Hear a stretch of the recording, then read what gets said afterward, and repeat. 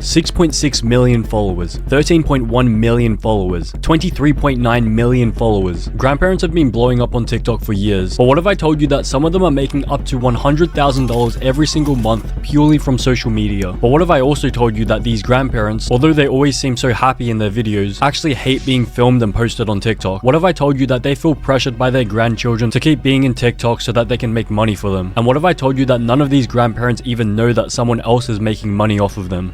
Well, if I told you all that, I hope you wouldn't just believe me straight away without first questioning anything. Today we're going to look at the dark world of grandparent TikTok and the ethics behind it. To give some context, this post popped up on my For You page the other day, and I thought she was pretty hot, and so I saved the post. But ever since then, my For You page has been flooded with grandma and grandpa content, and I was honestly shocked at not only how many grandparent TikToks were in circulation, but more specifically, I was shocked at how many fully branded grandparent accounts actually exist. And by branded, I mean the whole account revolves around them instead of it just being a one-off video. I then had a thought, and I remember this YouTube video I watched recently which goes through the dark side of kids' YouTube channels and how sometimes parents can force their children into the content creator pathway in order to financially exploit them. And so I thought to myself, could this be possible in reverse? Could it be possible for grandchildren to exploit their grandparents by forcing them into the content creator pathway for financial gain? And yes, this is definitely a possibility, but you still shouldn't believe what I say just yet. In order to fully investigate this topic, we're going to take a look at when this grandparent trend began, who the people are that are going viral, how to go viral on TikTok, and how grandparents in particular are managing to do it so much more easily than young people, the positive and the negative aspects of grandparent TikTok, and then at the end I'm going to be pointing out a few things about some certain accounts that I find a little bit fishy. So let's look beyond TikTok, beyond Vine, and let's go straight to YouTube. So it's kind of hard to figure out who exactly started the grandpa trend, but my very first encounter with it has to be from The Angry Grandpa Show, which was a YouTube channel that started posting videos around 13 years ago. For example, so posting grandparents online is not an entirely new concept, and I think it's important to consider that back in the early 2010s, there was not too much of a financial incentive to post your grandparents on social media, since most of the platforms weren't even monetized back then, and so these people posted purely for entertainment purposes. However, over time, with the introduction of TikTok and the first wave of monetization in the form of brand deals, we've seen a lot of creators revolve their accounts around their parents, because it's easier for a parent to understand TikTok compared to a grandparent. A good example of this is Michael Tran. So he films videos which revolves around pranking his Vietnamese dad and getting a reaction out of him. An interesting side note I noticed while writing this video is that he only posts ads on his TikTok account right now. But a bag's a bag. The bag, you gotta secure the bag. But we're not here to talk about parents. We're here to investigate the grandparents. And so with the second wave of TikTok monetization, which got introduced around a year ago, grandparents have started to become a dominant force in this era. To give a brief summary of the new monetization program, basically 1 million views on TikTok will pay you around $1,000, but only if the video is more than 1 minute long. Here's a 5-second example of a 1-minute grandpa TikTok.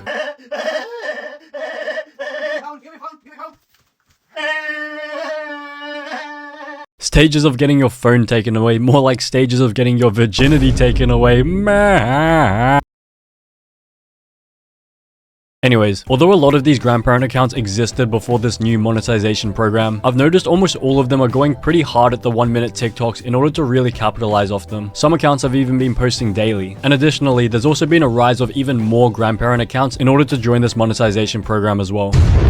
Of course, this is not the only type of 1-minute videos on the platform. You have other stuff such as ASMR, skits, and they all perform really well at 1 minute length. But here are some reasons why more people have been starting to pursue grandparent content over the past year. The videos have high view potential. Videos are easy to film and are low effort to edit. Lots of videos can be pumped out in a single week, which can rack up a high number of total views. Say for example, you posted a video of your grandpa every single day, and the video got over 1 million views each time, and they were over 1 minute long. That would be $7,000 a week and $365,000 a year, and it would only take you around 30 minutes a day. I've just realized it sort of sounds like I'm trying to persuade you why you should post your grandparents on TikTok, and I admit it seems pretty lucrative, but later on I'm going to show you some stuff that might change your mind about this. So I collected a list of some of the most followed grandparent accounts on the platform, and to be clear, I'm not calling anyone out. I'm just using these accounts as examples to show you what these look like. I'm also going to be explaining how TikToks go viral in general and why old people in particular go viral really easily. But since I haven't really shown you any of these examples of old people TikToks, let's just take a look at some of them. Sticking out your guyet for the Rizzler. You're so Skibidi, you're so Phantom Tax. Okay, so you get the gist of this one. This video got almost 20 million views, but I think it's probably one of my most favorite grandma TikToks of all time. Sticking out your yard. The audio in particular for this TikTok went viral and everyone was using it on their TikTok slideshows.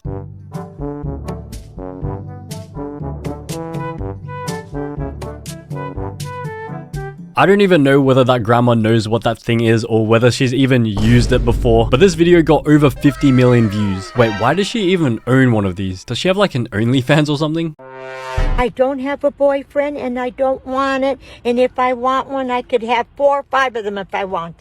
But I don't want to associate with nobody. Take a guess at how many views this video got. It got 1 million views. Nah, I'm just kidding. It got 75 million views. Imagine being able to pick up your phone and record yourself saying that you don't want a boyfriend and get 75 million views for that. But that actually leads me into the next section of this video, where I'll be explaining how people go viral and in particular, why old people go viral really easily. So before I reveal how to go viral on TikTok, I just want to give some credibility so that you guys know I'm not making stuff up. I'm not a TikTok guru, but I have posted many TikToks in the past that have racked up millions of views.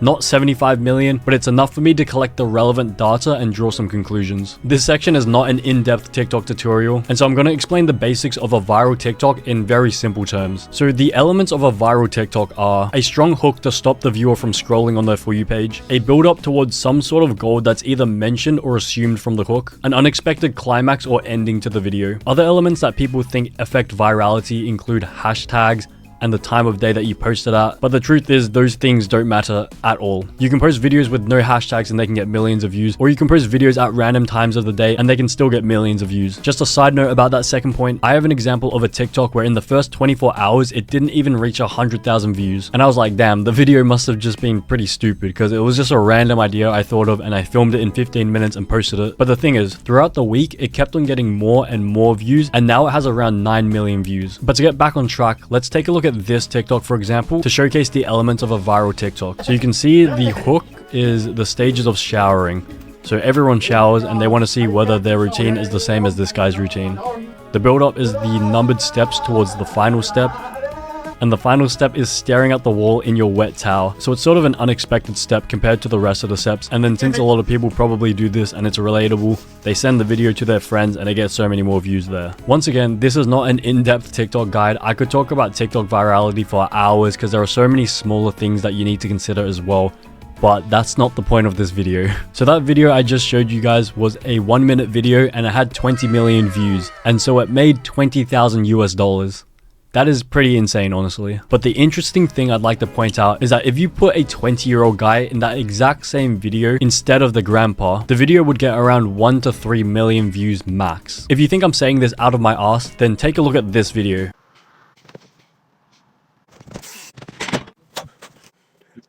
So this video is 1 minute long as well, but it has 1.6 million views instead of the grandpa's 20 million views. And it's literally the exact same content. The execution of this video is honestly very good. And if you think this video didn't perform as well as the other one because this guy copied the other guy, think again. This video was posted over 2 months beforehand. That sort of leads to another issue that I'll be discussing later, but I want to first ask you a question. If the content in both videos was the same, how come a grandpa got 10 times more views than a younger person? There are a lot of different factors to consider, such as execution in terms of acting skills, camera quality, scenery, all that. But the main reason, in my opinion, is because grandpa content is more rare and has lower supply. Think of how many young people are on TikTok who film skits. Let's say there are 1,000 young people who post skits, and there are 500 people who watch skit content in general. Only the top 10 young people who post skits will get any views, because there are 1,000 other people who post skits and flood the For You page. But what if there were only 10 old people that post skits? Since there is a lower supply, the demand for this content, as long as there is initial interest, becomes disproportionate to the supply. When you come across a grandparent TikTok on your For You page, it stops you from scrolling because you've probably never seen this type of content before, and you're interested in a number of things, including, are old people weird? Can old people be funny? And what the fuck is this? And so that's a very simple explanation of why old people perform well on TikTok. But before we discuss the dark aspects of grandparent accounts, let's take a look at the positive aspects.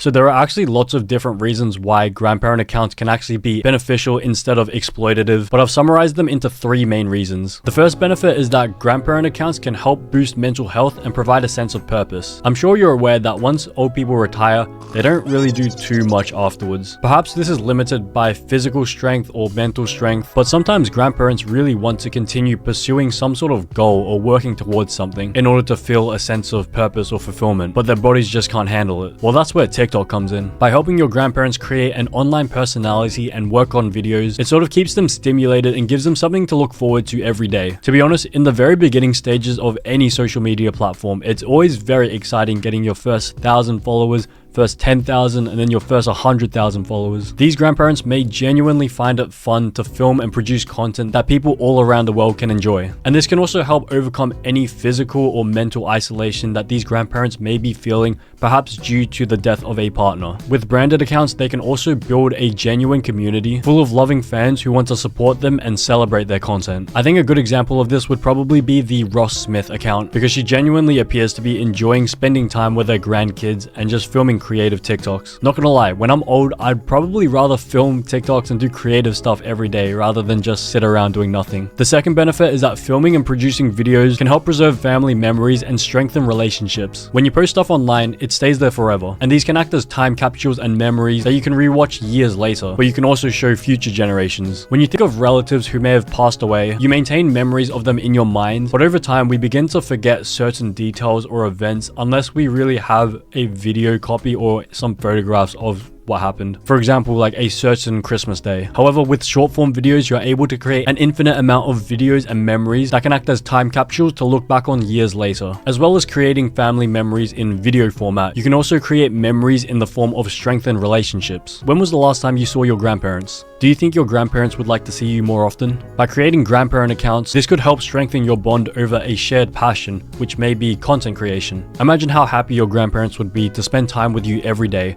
even if it's just filming videos. A good example of this is probably this video. What? Doesn't she seem so happy?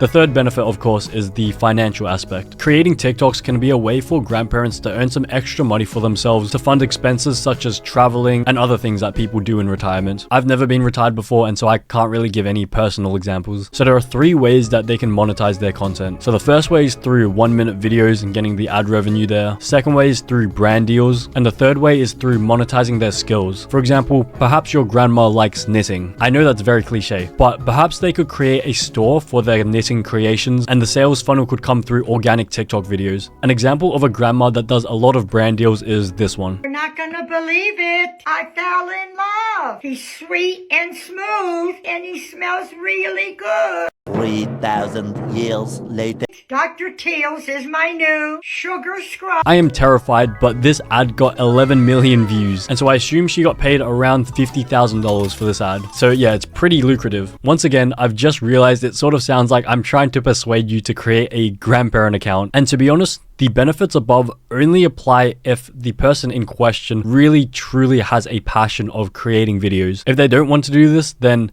none of the benefits above actually apply.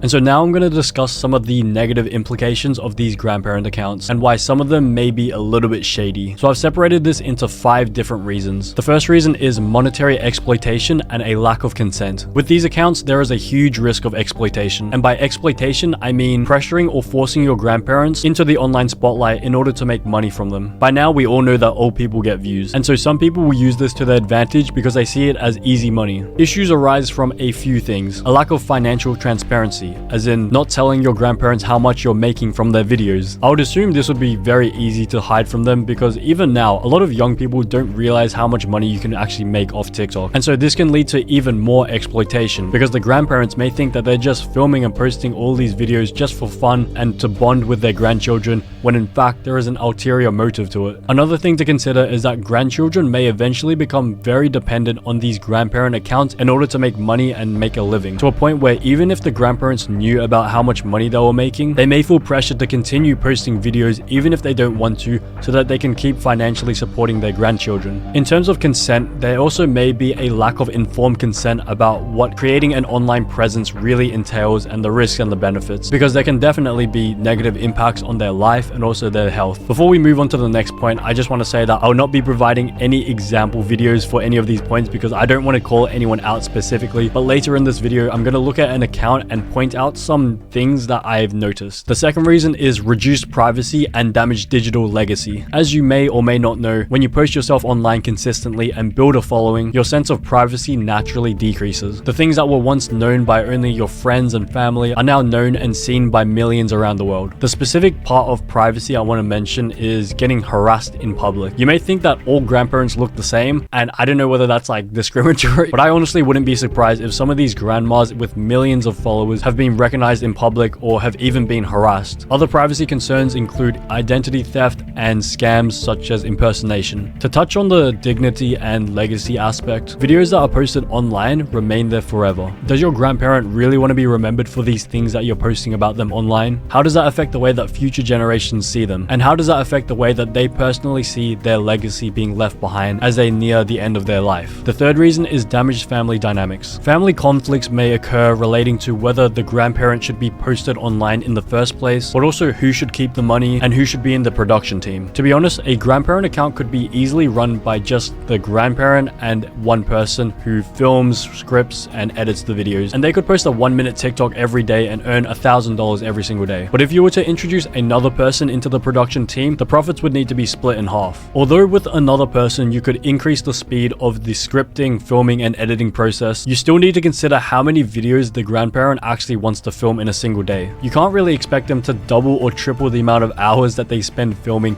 just because a second or a third person wants to join the production team. And of course, this can turn a family relationship into purely a business one. The fourth reason is a reduced quality of life. Does filming TikToks really improve their quality of life if their heart isn't fully in the game? Could it in fact decrease their quality of life? TikTok and social media may even make these grandparents feel even more mentally isolated and even exploited, and it can make them feel like they're just a spectacle to be laughed at on social media. And this leads to the fifth reason, which is poor mental health. When you post yourself online, you will always get haters no matter what. Even if you're the most lovable person in the world, haters will always find a way to exist, and they do this because of two reasons. The first reason is because they're actually big fans and they just want to get your attention and a response from you. So a creator may get 1,000 positive comments in a single day, and it sort of gets to a point where it's just very hard to read through all of them. But when they get one hate comment, it's so obvious and it sticks out like a sore thumb that a creator may even read it and respond to it. This is a very common thing, and most of the time the person will actually admit that they were just trying to get their attention. The second reason is because they are envious of you. They see the success of a grandparent account and then they look at themselves and then they realize that there's no way that they could ever be as successful as this grandparent. And so in order to make them feel better about their own situation, they wish that the grandparent account didn't exist because it's just a living reminder of what the hater failed to become. Another example of mental health is that creators can often become obsessed with stats and analytics. For example, always maintaining a certain amount of likes per post or having certain goals like reaching at least 1 million views for every single TikTok. These obsessions can become really unhealthy and lead to poor mental health. So now that I've gone through the positives and negatives, I just want to have a look at one of these accounts. So this account is called Cool Grandpa and he started 4 years ago in 2020. This was his first post. I ain't never seen two pretty best friends. It's always one of them gotta be ugly. Apart from the fact that he completely missed that lip sync, he's been performing pretty well and he has around 9 million followers, and so he's been gaining around 2 million followers every single year. At the moment, it looks like he posts around every 5 days and pretty much every video as of recent has over 1 million views. But this is where my first concern comes in. If you're performing well on TikTok, it's mentally very hard to stop. If you have momentum, it makes logical sense to keep posting. And so this may make it hard for this grandpa or the person behind this account to allow the grandpa to slow down his posts. He's been hitting super viral 20 million view TikToks recently, and so there's a lot of pressure to capitalize off this hype. The account also started posting 1-minute videos around the start of December, and if you add up all of his views, it's almost 250 million views in just 3 months. And so he's made around $250,000 and is on track to making $1 million from TikTok this year. This would only add even more pressure to keep posting, even if this grandpa loses passion or motivation for content creation. Another thing I noticed, which I mentioned earlier, is that there are concerns about how original his videos are and whether he borrows his ideas from smaller creators such as Benjamin Tiffin. Take a look look at these videos side by side.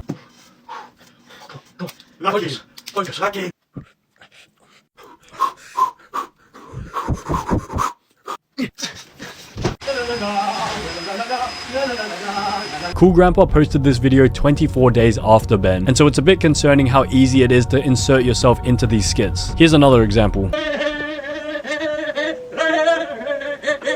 I'm not accusing anyone of plagiarizing because that's not the point of this video, but another thing I've noticed is this. I fell really hard and hurt myself. If you guys could help me by donating to my Cash App. So apparently he hurt his wrist badly. I assume he broke it, and so he was asking for Cash App donations. I'm not a financial advisor, but given that he's already made $250,000 in the past 3 months from his TikTok videos, I'm not sure whether he really needs these donations. And I'm not sure who exactly these donations are going to, because I don't imagine this grandpa is capable of making his own Cash App account. Donating. So it takes around 6 to 8 weeks for a broken wrist to heal, and so he was seen wearing a wrist splint in his following videos.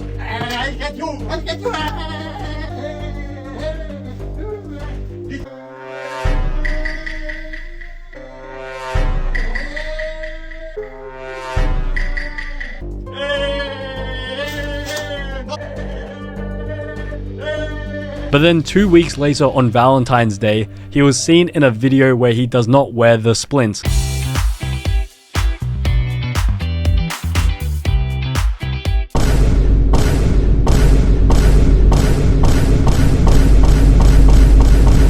And so he either has the healing speed of Wolverine, or the injury was just a sprain and he didn't need the Cash App donations at all. And besides, a wrist splint only costs around $15. If you need $15, you can just post a 1-minute video and just pray that it gets over 15,000 views, which is pretty easy for you. Overall, this is my opinion on grandparents on TikTok, and the point of this video was to highlight how although grandparent accounts can be beneficial, they can also lead to harmful situations where they can be taken advantage of. Honestly, I think I've only scratched the surface of this issue, and so I hope a bigger channel can make a video discussing these things on a deeper level.